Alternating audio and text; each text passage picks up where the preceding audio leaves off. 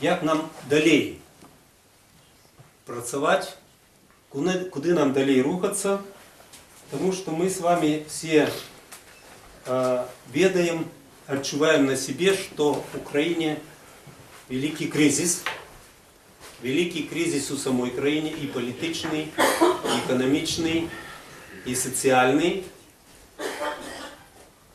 Я б сказал так, что, мабуть, отрымливается такая ситуация, что все, и влада, и громадство, и экономичный сектор, і тим ліку, і демократичний рух сьогодні в такому от стані, може, розгубленості, отримується таким чином, що всі ми ведаємо, що дренно.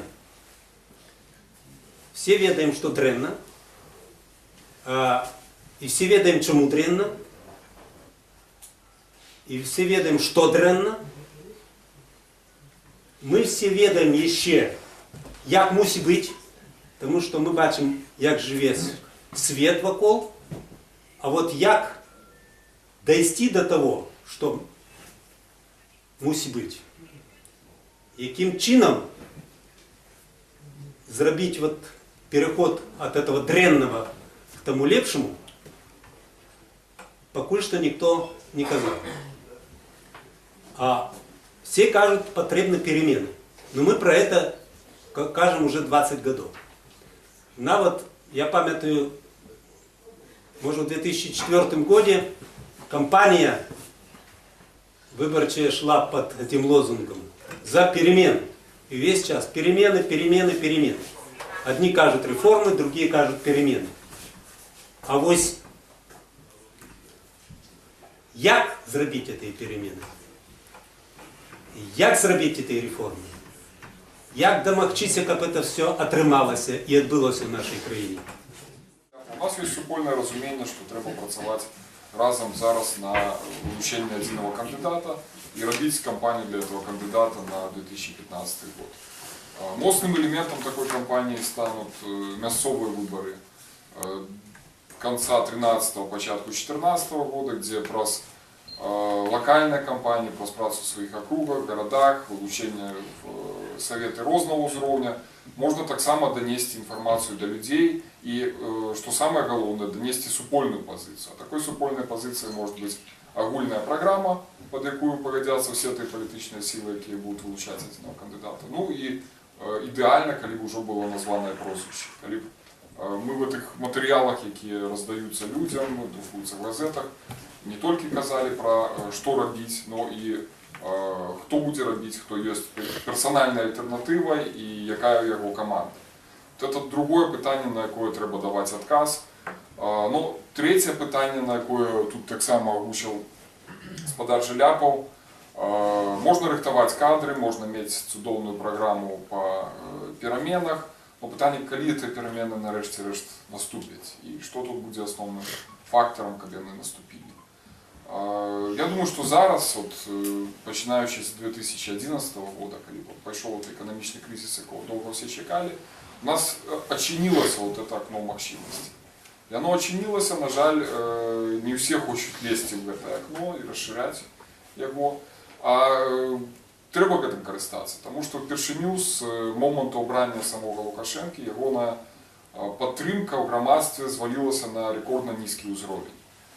Зараз він ніяк не може вирватися з цієї ями в 20-25% підтримки. Ця яма може бути ще і поглиблятися, бо нічого розумного, нічого толкового з економікою, відсутність реформів вони зробити не можуть. На реформи вони йти так само не хочуть, тому що для них і приватизація, і свободний ринок – це смерть всіх їхньої політичної і економічної системи. Це поскорить просто колапс цього режиму. Я лично вот предлагаю, да, чтобы объявить вот какой-то конкурс стратегий.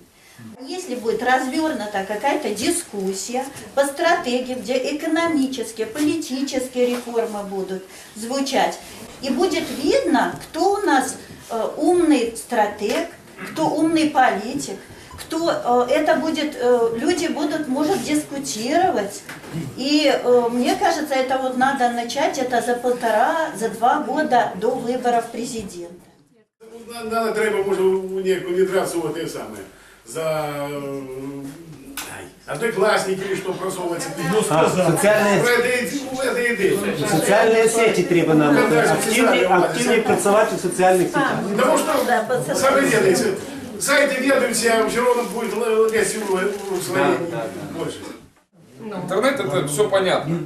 Но если мы будем только сидеть вот в комнатах, да, свою программу там выдавать в интернет, далеко мы тоже не уйдем. Нужно выходить к людям. Давайте там, вот много, своя программа есть, давайте на заводы, там, на площадь, ну именно на площадь. Да, выходить. А то, что все говорят про интернет, ну... Будем щирими, чи має рух за свободу сьогодні підтримку у людей? І коли не має, то чому? Я лічу, що в моїм Шанкурському районі 17 тисяч жихарів, про його чуло, ну, чоловік 500, 1000 не чуло. Активісти займаються громадською працею, я займаюся так само. Приходиться співпрацювати з провладними організаціями. Ми співпрацюємо, і я лишу це становче. Абошній приклад. На простій лінії я телефоную, піднімаю трубку замначальника, я кажу, треба ось подумайте зробити зебру у районі ринку. Ну ми там, в принципі, може не, зустрікаємо. Гляджу, простий день зебра вже є, а сьогодні мені говорять, дякую за підказку, все таке. Це все добре, це все становиться. Нам треба шукати такі моменти. Уладі підказувати. Самим робить. И главное, что афишевать, что это мы зробили, это наша заслуга, это рух за свободу. На фон соціалки, ну, пробачте, смішно слухати про те, що магчимо лепше робити соціалку, чим робить Лукашенко, який забирає усі прибутки від тих, хто займається активною працею і перерозмірковує тим, которые гэта не могуць рабіць. Ну, гэта людзі, які дасягнулі сталага ўзросту і розныя сацыяльныя праграмы. І гэта ў Беларусі. Лепш Лукашенко ніхто і не робіць, і тое, што быццам бы там гаварі праўду, ці хто-то іншы робіць якія-то сацыяльныя акцыі, якія штосьці могуць вырашыць, змяніць свядомасць людзей, гэта, ну, памылкова. Праблема стратэгіі палягае ў тым, што оппозиционные силы тым рух до конца не усведомляют необходимость агульнага супраціву гэтаму режиму.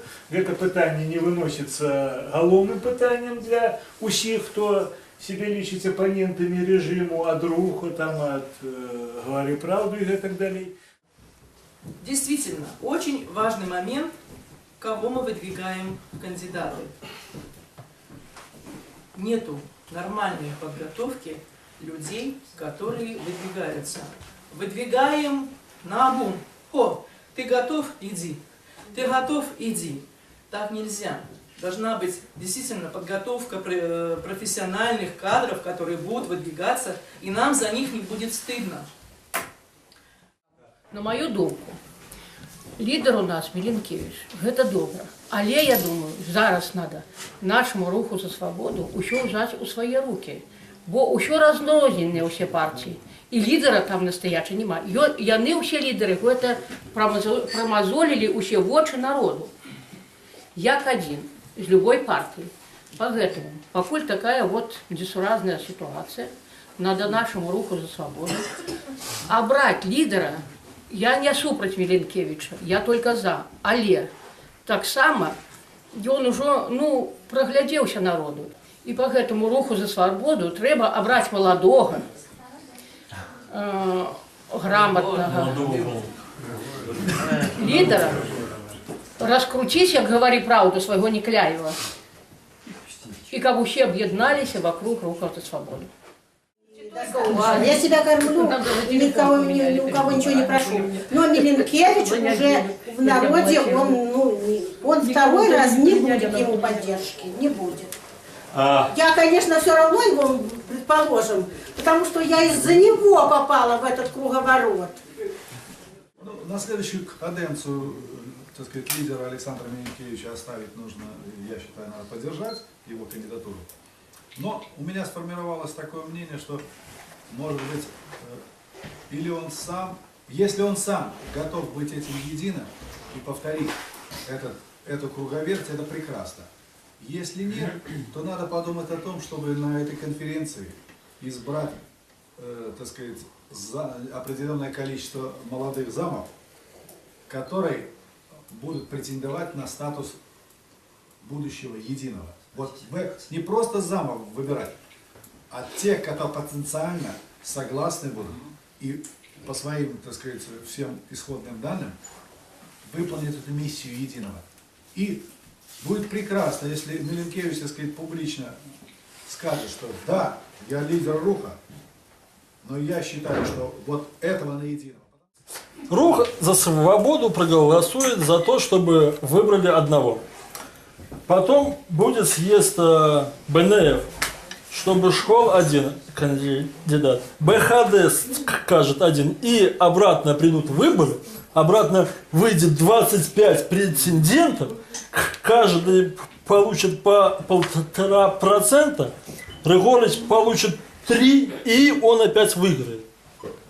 Надо как-то договориться, чтобы потом эти лидеры уже выбрали одного. Чтобы объединить всех, я имею в виду 2-3 года перед президентскими выборами, надо поставить какие-то определенные задачи. Значит, что нужно? Поставить несколько вопросов. Это не только мои слова, я, может, где-то читал. Первое, это единый кандидат. Неважно, кто, от Миленкевича или это Калякин. Второе, это должен однозначно быть ответ. Кто придет президентом, он должен, как он будет строить отношения с Россией. Как он будет отношения строить с Европой или с Голландией, кто понимает, что я сказал. Не надо нам зацикливаться, что мы за свободу Рух, и мы остальное не приемлем.